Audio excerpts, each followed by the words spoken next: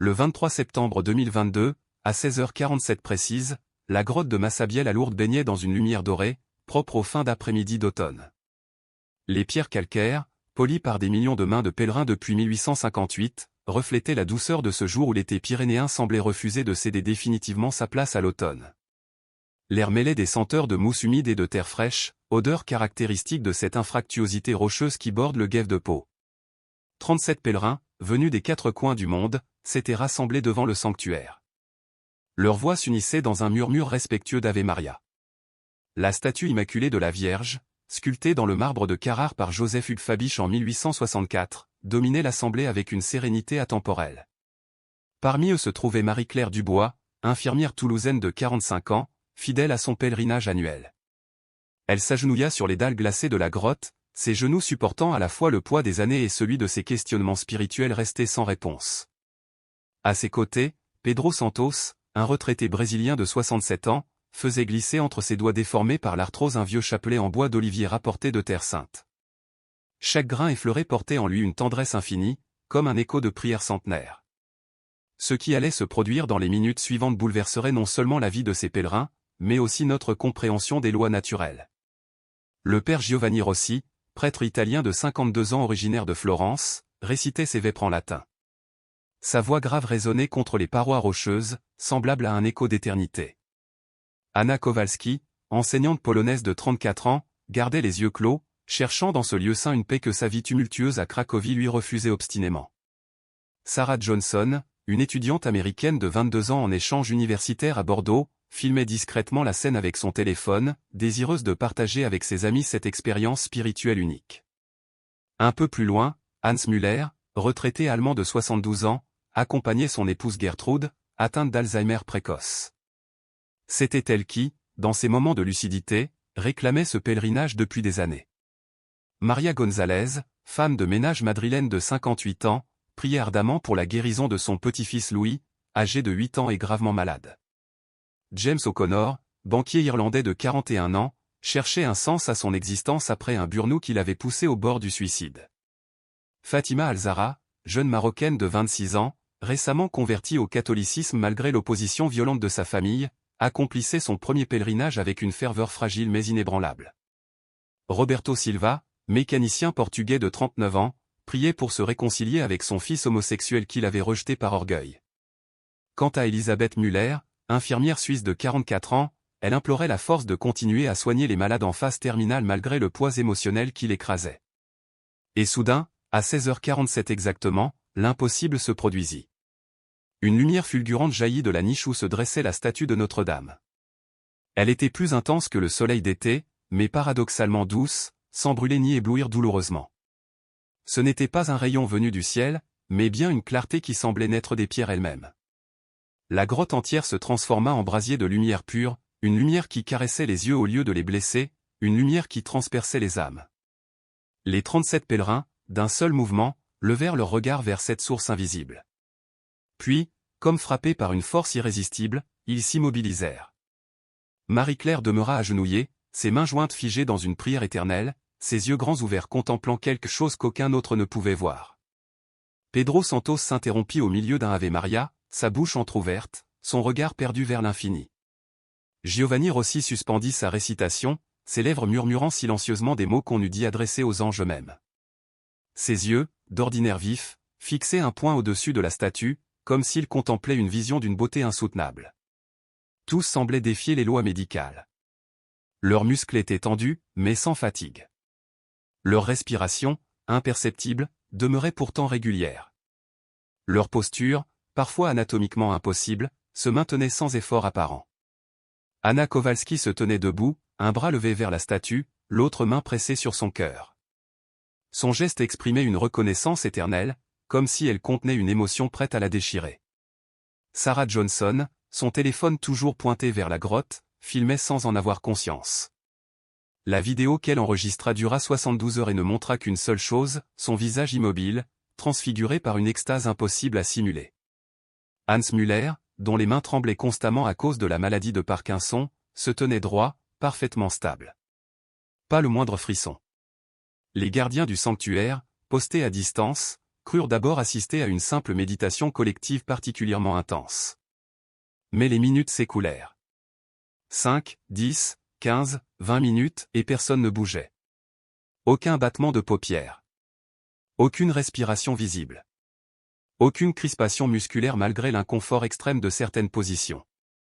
Maria Gonzalez, agenouillée sur les pierres rugueuses depuis près d'une demi-heure, aurait dû ressentir des douleurs insoutenables. Pourtant, elle demeurait sereine, son visage illuminé d'une paix surhumaine.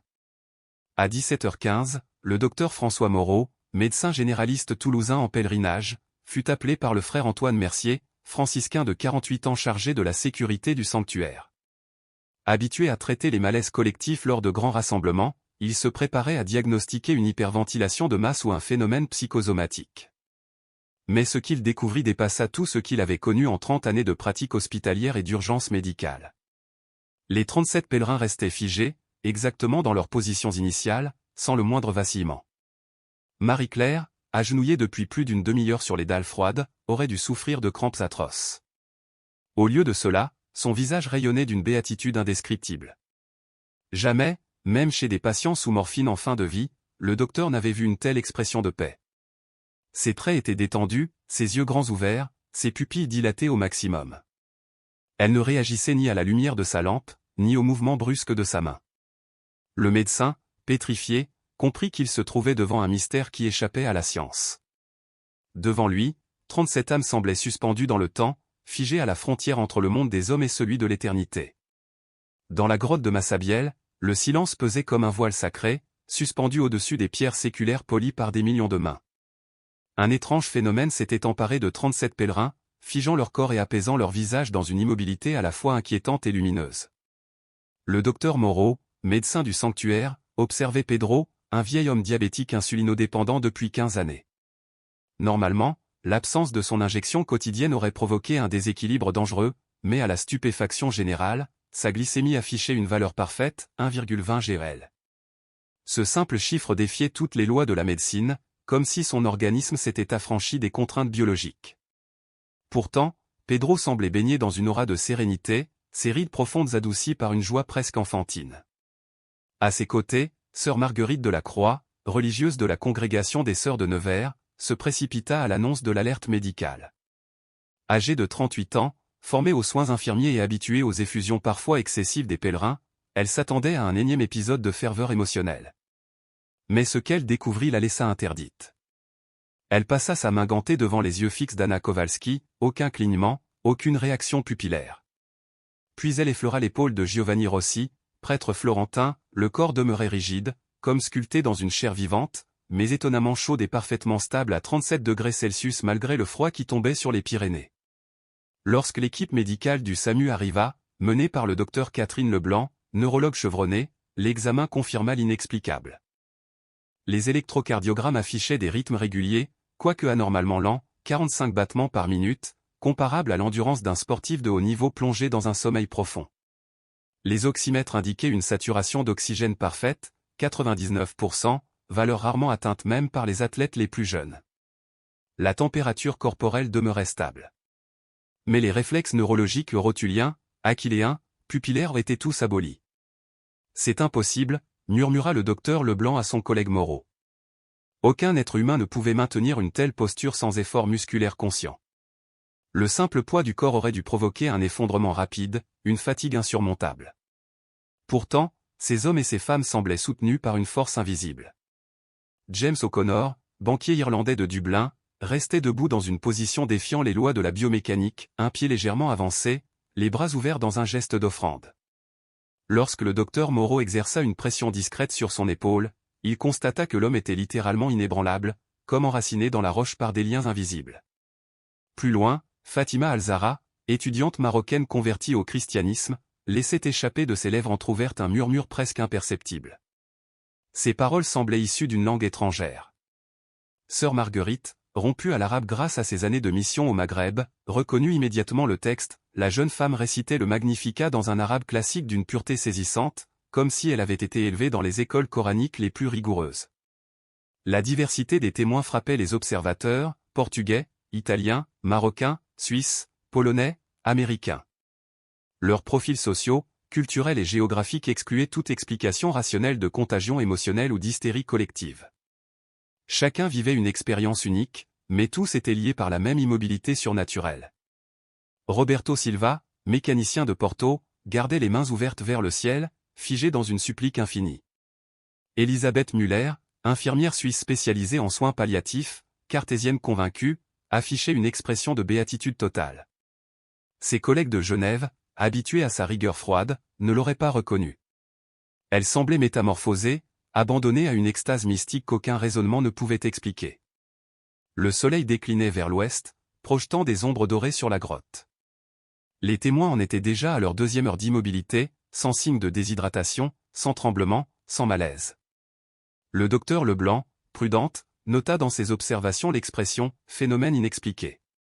Mais au fond d'elle-même, elle savait qu'aucune terminologie médicale n'était suffisante pour qualifier ce qu'elle voyait. Giovanni Rossi attira soudain l'attention. Ses lèvres bougeaient imperceptiblement, articulant des mots silencieux. Sœur Francesca Benedetti, formée à la lecture labiale, s'approcha et traduisit avec un frisson « Ave Maria, gratia plena, Dominus tecum ». Le prêtre récitait le rosaire en latin, sans pause, depuis plus de 2 heures. Pas de fatigue, pas de sécheresse buccale, pas de voix éteintes, son souffle invisible restait d'une régularité parfaite, comme s'il priait avec le souffle même de l'éternité. Mais le plus troublant restait à venir. Sarah Johnson, étudiante américaine de Boston, semblait rayonner.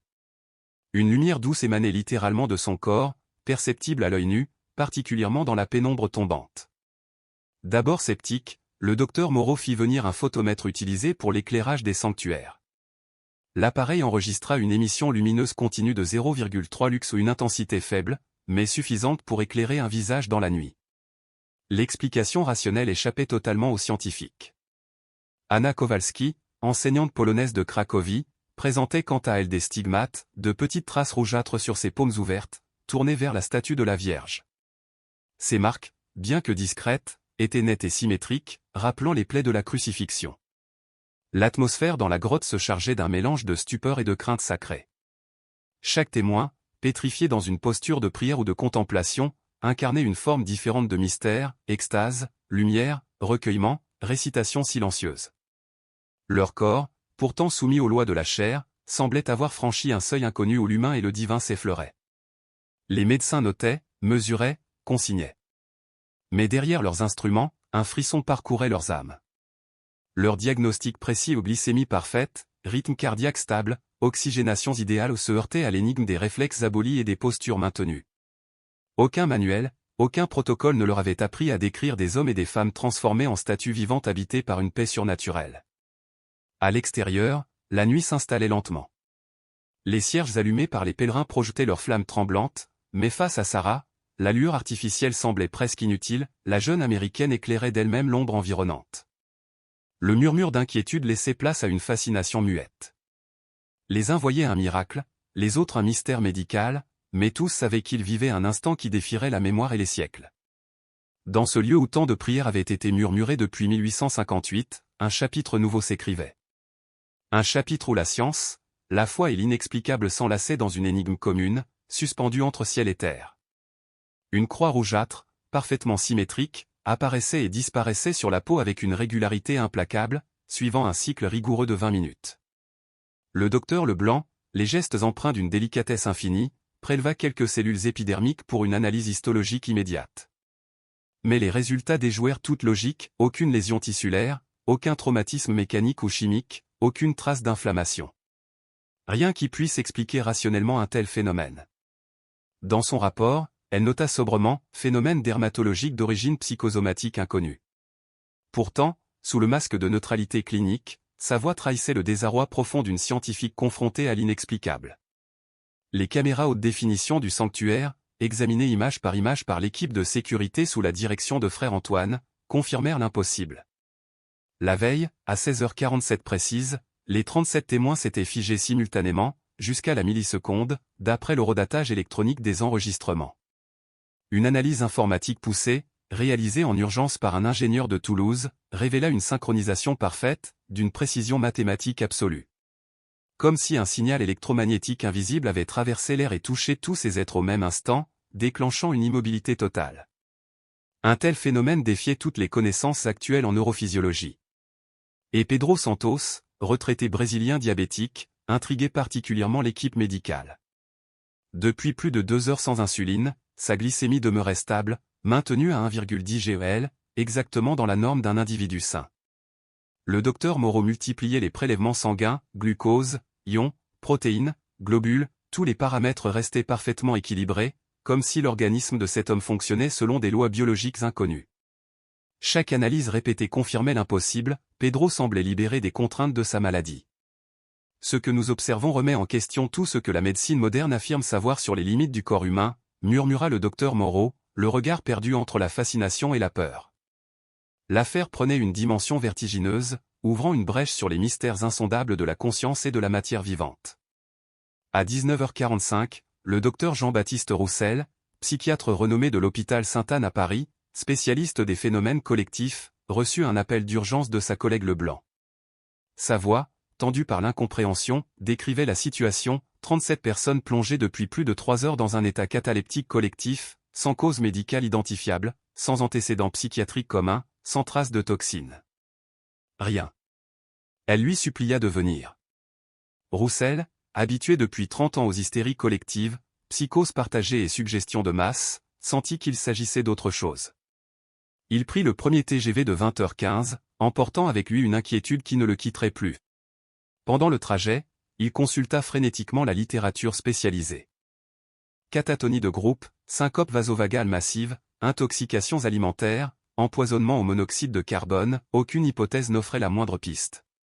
Nulle part dans l'histoire médicale on ne retrouvait de cas semblables, une immobilisation d'une telle intensité, durant des heures, sans séquelles respiratoires, circulatoires ou neurologiques. Les rares épisodes de catalepsie collective dépassaient rarement quelques minutes, et laissaient toujours des traces physiologiques. Ici, rien. Juste une immobilité absolue et une sérénité inexpliquée. À Lourdes, la grotte baignait dans un silence sacré. Les témoins entraient dans leur 4e heure d'immobilité. Maria González, femme de ménage madrilène, demeurait agenouillée, le dos droit comme une colonne antique, les bras levés en offrande vers la statue de la Vierge. Son visage transfiguré par une joie lumineuse effaçait les marques de fatigue et de soucis qui l'avaient jusque-là alourdi. Ses genoux, appuyés depuis 4 heures sur les pierres rugueuses et glacées, ne montraient ni inflammation, ni œdème, ni cyanose. Sa circulation restait étonnamment normale malgré la compression prolongée. À quelques pas, James Aonor, banquier irlandais, se tenait debout dans une posture d'équilibre impossible.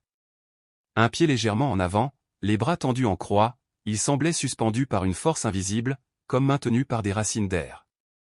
Le docteur Moreau, intrigué, exerça de légères pressions sur son corps, rien ne bougeait, pas même d'1 millimètre. L'homme semblait ancré dans la pierre elle-même, prisonnier d'une gravité surnaturelle.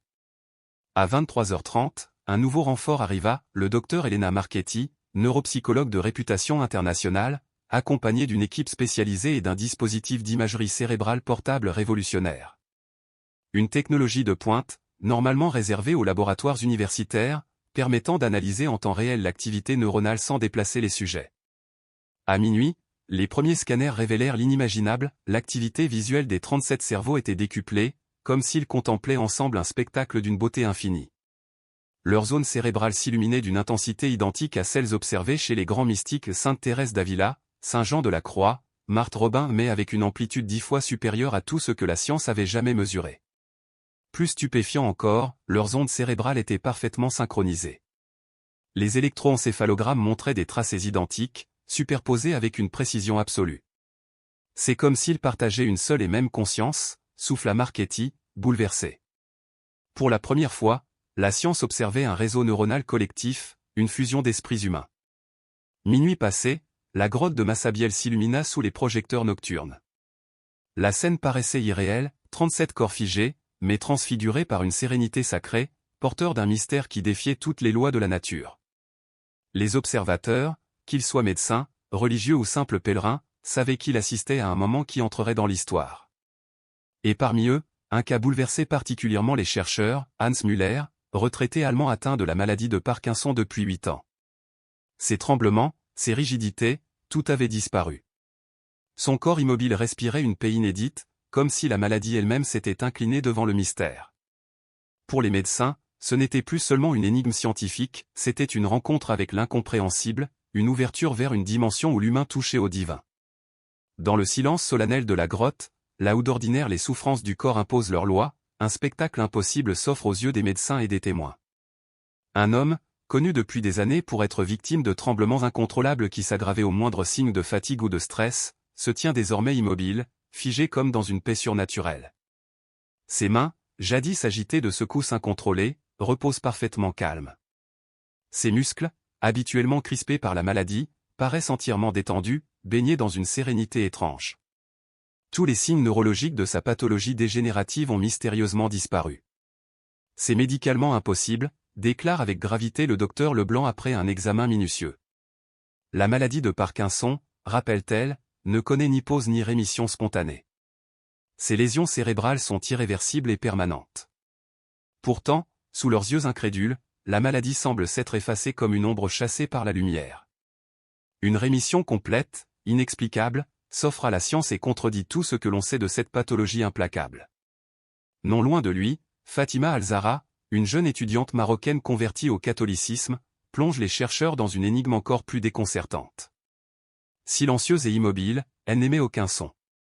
Pourtant, les microphones ultrasensibles installés dans la grotte enregistrent des vibrations infimes, imperceptibles à l'oreille humaine. L'analyse spectrale révèle un fait bouleversant, sans prononcer un mot, elle récite le credo chrétien en arabe classique, sa langue maternelle apprise dans l'enfance à Rabat. Chaque syllabe est parfaite, chaque intonation respecte la diction traditionnelle.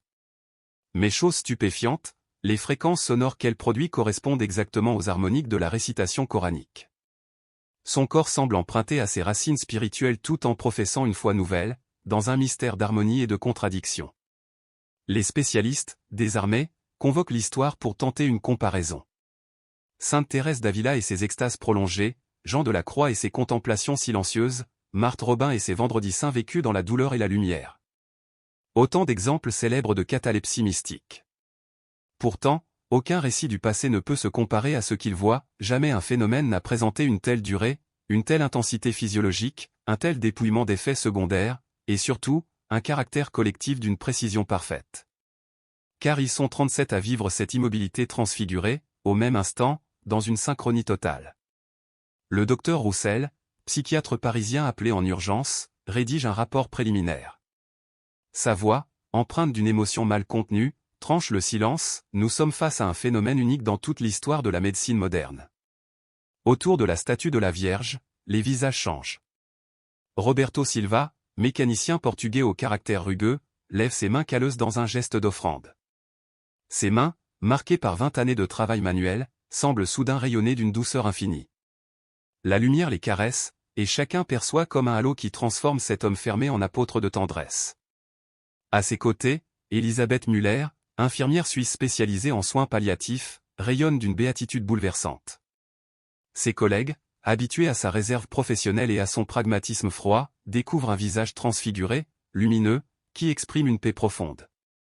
C'est comme si la souffrance qu'elle avait côtoyée chaque jour avait été effacée d'un seul coup, remplacée par la certitude d'un sens nouveau.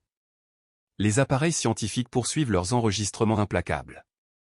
Dr Marchetti, neurophysiologue italien, constate un paradoxe déroutant, les aires cérébrales de la mémoire, normalement actives lors de souvenirs traumatiques ou d'expériences intenses, restent totalement au repos.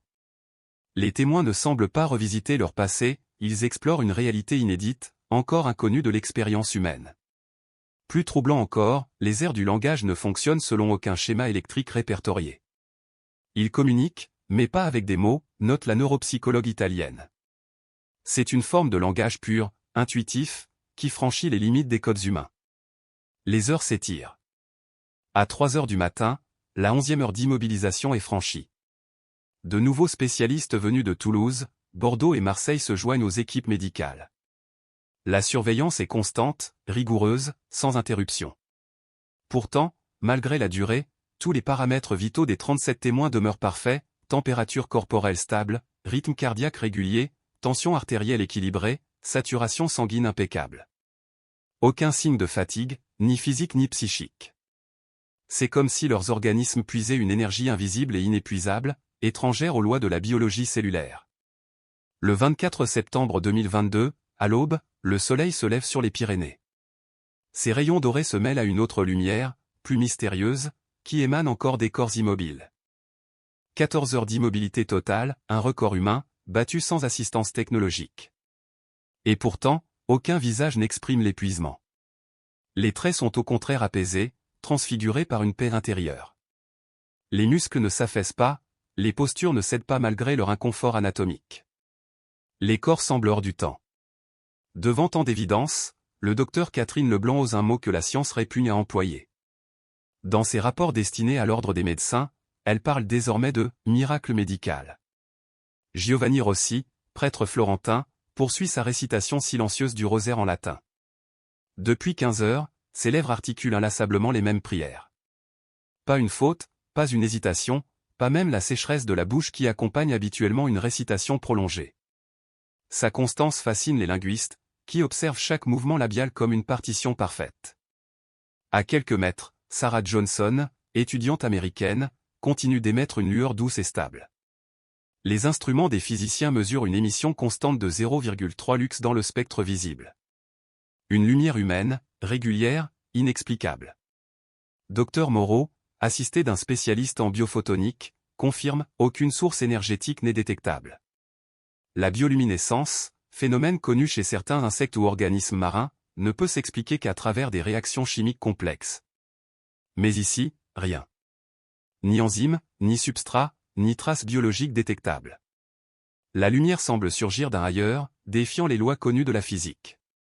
Pendant ce temps, Anna Kowalski, enseignante polonaise, voit sur son corps apparaître et disparaître à intervalles réguliers des stigmates rouges en forme de croix.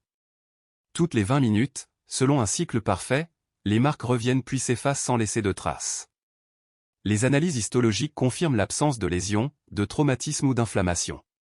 Seule la microvascularisation locale se modifie temporairement, comme si le sang lui-même dessinait des symboles mystiques. Pedro Santos, un retraité brésilien atteint de diabète depuis 15 ans, poursuit lui aussi son défi à la médecine. Sans insuline depuis 16 heures, son taux de glycémie demeure stable à 1,12 g/l. Non seulement il n'y a pas de dégradation, mais ses analyses révèlent une amélioration progressive de certains marqueurs biologiques habituellement détériorés par la maladie. Une régression du diabète, observée et mesurée, sans intervention médicale. Le psychiatre Roussel, méthodique, interroge les familles présentes, conjoints, enfants, amis. Aucun antécédent psychiatrique, aucune appartenance sectaire, aucune préparation commune. Les témoins sont des individus ordinaires, venus en pèlerinage, et qui, ensemble, vivent l'extraordinaire. La grotte de Massabielle devient ainsi le théâtre d'un événement qui échappe aux mots. Chaque témoin, chaque scientifique, chaque pèlerin sent confusément qu'il participe à une page d'histoire. Les médecins mesurent, les psychologues observent, les physiciens analysent. Mais aucun appareil, aucune équation, aucun protocole ne suffit à circonscrire l'essence de ce qui se déroule. Car dans la lumière du matin, alors que les oiseaux commencent à chanter et que la rumeur de la ville s'éveille au loin, 37 êtres humains restent figés dans une immobilité sacrée. Ils défient la biologie, la neurologie, la physique et la psychologie. Ils défient les certitudes, ils bouleversent les savoirs. Ils invitent chacun à se demander si, au-delà des limites humaines, il n'existe pas un langage plus grand, une énergie plus haute, une grâce qui transcende. Et tandis que le temps s'écoule, ce n'est plus seulement la science qui scrute, mais la foi qui s'élève, mêlant le tremblement des instruments de mesure au silence habité des âmes. Dans cette grotte, au pied des Pyrénées, la frontière entre le visible et l'invisible se fait ténue, et l'humanité entière semble suspendue à un mystère. Dans toute l'histoire de la médecine et des sciences humaines, rarement un phénomène aura suscité autant d'étonnement et de remise en question que celui qui se déroula à Lourdes en septembre 2022. 37 personnes, venues de pays, de cultures et de milieux différents, furent saisies simultanément d'un état d'extase pétrifié qui défiait toute logique biologique et psychologique.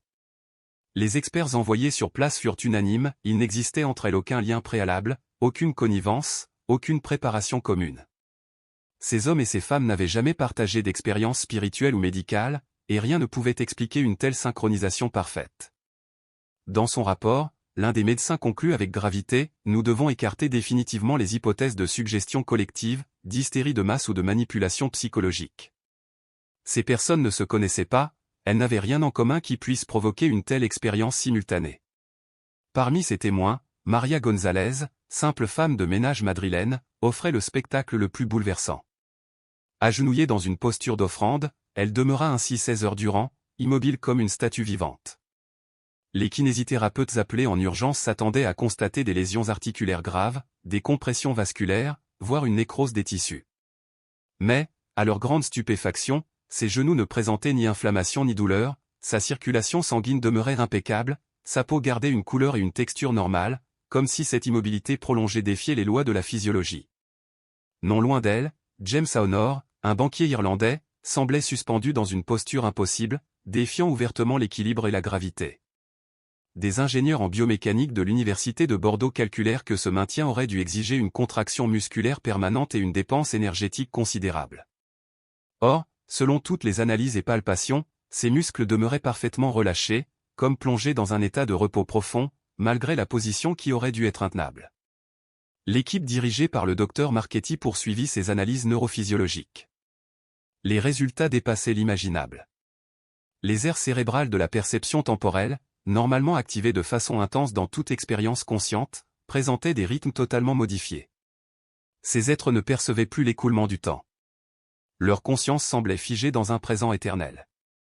Plus troublant encore, les zones cérébrales de la perception sensorielle la vue, l'ouïe, le toucher, l'odorat et le goût émettaient des signaux électriques d'une intensité exceptionnelle, comme si chacun d'eux percevait simultanément une profusion de stimulations sensorielles invisibles pour le reste du monde. Le 25 septembre 2022, exactement à 12h47, 48 heures après le début du phénomène, la grotte de Massabielle était envahie par une atmosphère irréelle. L'équipe médicale internationale, les responsables du sanctuaire et plusieurs centaines de pèlerins tenaient une veillée silencieuse. Une attente mystique, chargée d'espoir et de crainte, saturait l'air. Les caméras des télévisions du monde entier, discrètement postées en périphérie, enregistraient chaque seconde de cette tension historique. Et soudain, à 12h47 précise, l'impossible se produisit. Marie-Claire Dubois, infirmière toulousaine devenue le visage médiatique de ce mystère planétaire, cligna des yeux. Ses lèvres figées depuis 48 heures frémirent imperceptiblement. Le docteur François Moreau bondit, stéthoscope en main, le souffle court. « Marie-Claire, m'entendez-vous? Pouvez-vous me répondre ?» Sa voix tremblait d'une émotion contenue après 2 jours d'observation ininterrompue. Alors, dans un mouvement d'une grâce infinie, la femme tourna lentement la tête vers lui. Ses yeux dilatés retrouvèrent peu à peu leur capacité d'accommodation. Leur brun profond brillait d'un éclat surnaturel. Un sourire de béatitude illumina son visage, transformant ses traits marqués par les années en un masque de joie céleste. Et, d'une voix brisée par les larmes, elle murmura, « Elle était là. Notre-Dame de Lourdes était là devant nous. Plus belle que dans mes rêves les plus fous. Plus lumineuse que 1000 soleils réunis. Plus réelle que la réalité elle-même. » Les larmes jaillirent de ses yeux. Elle nous parlait sans mots humains, directement au cœur, dans la langue universelle de l'amour pur. Elle nous montrait l'infini amour de Dieu pour chaque âme, pour chaque créature souffrante, pour chaque cœur brisé. Alors, comme un réveil parfaitement synchronisé, les autres témoins émergèrent de leur extase. Giovanni Rossi, prêtre florentin, ouvrit les yeux et, les mains tremblantes, sanglota, « Madonna Santissima. Benedetta. » Puis il ajouta d'une voix bouleversée, « Elle nous a confié un message d'espérance pour l'humanité entière. Le monde traverse des ténèbres profondes, mais la lumière divine triomphera. » Pedro Santos, un Brésilien diabétique, prit la parole avec une paix désarmante. Dans sa langue maternelle, il décrivit comment la Vierge lui avait montré un monde guéri par l'amour divin. « Elle m'a dit que les larmes de chaque mère sont précieuses à ses yeux, que chaque prière sincère s'élève vers le ciel comme un parfum d'amour. » Sarah Johnson, étudiante américaine, retrouva progressivement l'usage de la parole. Elle se mit à parler un français parfait qu'elle n'avait jamais appris, sous les regards stupéfaits de ses professeurs bordelais présents sur place. Elle raconta comment la Vierge lui avait montré la paix descendant sur la terre entière, les nations ennemies se réconciliant, les religions unies dans la vérité divine, et une jeunesse retrouvant foi et espérance. Anna Kowalski, enseignante polonaise, évoqua quant à elle une promesse de renaissance spirituelle pour l'Europe. Elle a révélé que l'Europe retrouverait sa foi ancestrale, que les églises vides se rempliraient à nouveau de prières sincères. Elle pleurait sur nos divisions, mais souriait en contemplant l'avenir de réconciliation. Tous, sans exception, témoignèrent de la même apparition, une Vierge Marie de lumière indescriptible, plus réelle que toute réalité matérielle, venue délivrer un message d'espérance universelle transcendant les langues, les cultures et les religions.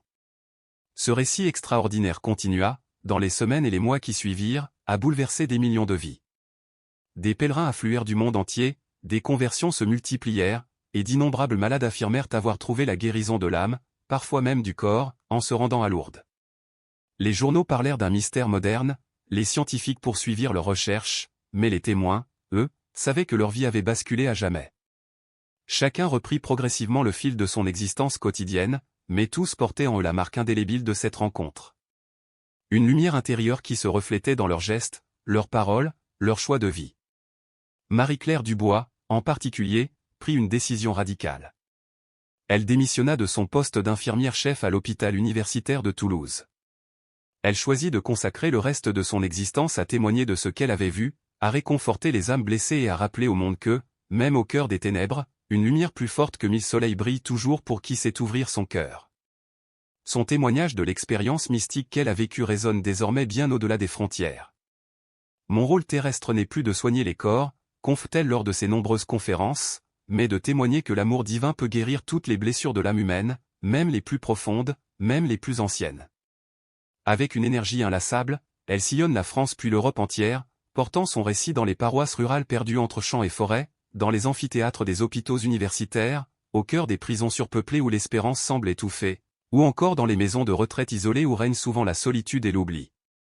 Partout où sa voix s'élève, des phénomènes mystérieux surgissent, guérison physique inexpliquée, conversion religieuse soudaine, réconciliation familiale jugée impossible, ou encore un retour de paix intérieure pour des personnes plongées depuis des années dans la détresse psychologique. Je ne suis qu'un instrument imparfait entre les mains de Notre-Dame, répète-t-elle avec une humilité bouleversante. C'est la Vierge Marie elle-même qui agit à travers ce témoignage humain, pour toucher les cœurs qui en ont le plus besoin. Son expérience n'est pas restée isolée. Giovanni Rossifon, figure d'une communauté de prière internationale née dans le sillage des 37 témoins de Lourdes en 2022, raconte lui aussi cette mission nouvelle. L'organisation, rapidement reconnue et encouragée par les autorités ecclésiastiques locales, a pris le nom de « Sacre des 37 ». Chaque mois, dans plus de 200 pays et sur tous les continents habités, des groupes de fidèles se rassemblent pour prier. Leur mission spirituelle est simple mais précise, prier quotidiennement pour la paix mondiale, réciter le rosaire chaque jour à 16h47, heure locale, en communion spirituelle avec tous les autres groupes, et jeûner le 23 de chaque mois en mémoire de l'événement fondateur. En quelques années seulement, le mouvement a grandi de manière organique, touchant déjà plus de 5 millions de personnes issues de toutes les conditions sociales et culturelles. Parmi les témoins initiaux, certains ont vu leur vie s'achever dans une lumière singulière. Pedro Santos, ancien ouvrier devenu pèlerin infatigable, s'est éteint paisiblement dans son sommeil le 23 mars 2023, exactement 6 mois après l'apparition. C'était dans sa modeste maison de la favela de Cidade Tiradentes, à Sao Paulo. Ces derniers mots, rapportés par sa fille Maria et confirmés par les voisins rassemblés, résonnent encore, je la vois. Elle vient me chercher. Dites aux autres que la promesse divine s'accomplira entièrement. Ces funérailles ont spontanément attiré plus de 200 000 personnes venues de tout le Brésil, mais aussi d'Argentine, du Paraguay et de Colombie. Durant la cérémonie, des centaines de témoins affirmèrent avoir aperçu des phénomènes lumineux étranges au-dessus du cercueil, tandis qu'un parfum de rose enveloppait miraculeusement toute la favela pendant 3 jours consécutifs. D'autres témoins, eux, furent propulsés dans de nouvelles vocations. Sarah Johnson, étudiante brillante, acheva avec succès ses études à l'université de Bordeaux avant de s'envoler aussitôt comme volontaire humanitaire en Afrique subsaharienne. Dans son journal spirituel, publié plus tard, elle écrivit, à Lourdes, « J'ai compris définitivement que ma vie ne m'appartient pas. Elle appartient à tous ceux que je peux aider à rencontrer l'amour divin transformateur. » Inspirés par ces paroles, des milliers de jeunes chrétiens ont lancé des mouvements caritatifs dans le monde entier. De fil en aiguille, une véritable « Génération Sarah » est née, un réseau international de jeunes adultes dédiés au service des plus démunis, présent aujourd'hui sur tous les continents avec plus de 500 000 membres actifs. En Pologne, Anna Kowalski retourna chez elle avec une mission claire, participer à une renaissance spirituelle européenne. Dans son école de Cracovie, autrefois réputée pour sa violence et son taux d'échec scolaire, elle témoigne désormais chaque jour de son expérience surnaturelle devant ses élèves. Peu à peu, l'établissement s'est transformé en un modèle d'excellence éducative et de paix sociale. Pani Anna rayonne d'une lumière différente depuis Lourdes, confie Piotr, 18 ans, ancien chef de gang devenu délégué de classe et futur séminariste. Quand elle nous parle de la Vierge Marie, nous ressentons tous cette envie irrésistible de devenir de meilleures personnes, plus aimante, plus généreuse. Aujourd'hui, 2 ans après l'événement du 23 septembre 2022, la grotte de Massabielle continue d'accueillir chaque jour des dizaines de milliers de pèlerins venus du monde entier. Tous veulent prier à l'endroit même où 37 témoins ordinaires ont touché de près l'extraordinaire divin. L'enquête officielle, menée par des commissions théologiques et scientifiques internationales, reste techniquement ouverte. Mais pour les millions d'âmes touchées, directement ou indirectement, par le témoignage des « pétrifiés de Lourdes », la vérité spirituelle dépasse infiniment les procédures administratives et les explications rationnelles. Car ce qui s'est produit ne se résume pas à un dossier ou à un rapport, c'est une expérience collective qui a bouleversé le cœur du monde. Chaque jour, à 16h47 précises, dans des milliers d'églises, de chapelles et de foyers privés, des groupes de prière se recueillent. Ils forment ainsi une chaîne spirituelle ininterrompue qui traverse continents, cultures et clivages humains. Cette communion mystique mondiale rappelle à chacun que nous ne sommes jamais seuls dans nos épreuves, que l'espérance est toujours vivante, et que la fraternité spirituelle dépasse toutes les frontières visibles. Le véritable héritage de cette journée impossible ne réside ni dans les explications scientifiques, ni dans une reconnaissance ecclésiastique officielle, mais dans l'espérance immense et indestructible qu'elle a fait naître dans des millions de cœurs humains. L'espérance que l'amour divin transcende la mort, que les saints continuent de veiller sur nous, et que Marie, Mère Céleste, demeure attentive à chacune de nos souffrances terrestres. Le 23 septembre 2022, 37 pèlerins anonymes ont vécu 48 heures suspendues dans l'éternité divine. Leur témoignage unanime continue de résonner, de consoler, d'inspirer, de transformer, au cœur de tous ceux qui cherchent sincèrement la vérité spirituelle au-delà des apparences trompeuses de ce monde. L'amour de Dieu, révélé par Marie, n'a ni limite spatiale ni limite temporelle. Il se manifeste toujours là où on ne l'attend pas, mais aussi là où on le cherche avec sincérité et humilité. À Lourdes, cette vérité éternelle a pris la forme d'une apparition silencieuse mais transformatrice qui a changé définitivement le cours de 37 vies humaines. Aujourd'hui encore, elle illumine le chemin spirituel de millions d'âmes en quête de sens, d'espérance et d'amour authentique dans un monde souvent assombri par le désespoir. Et c'est peut-être cela le plus grand miracle, que de simples témoins, pétris de fragilités humaines, aient pu devenir les porteurs d'un message universel. Un message qui traverse les océans et les siècles, qui unit les croyants de toutes origines, et qui rappelle que, malgré les ténèbres, la lumière demeure. Une lumière qui ne s'éteint pas, parce qu'elle vient d'ailleurs, et qu'elle est destinée à guider l'humanité entière vers une espérance qui ne déçoit jamais.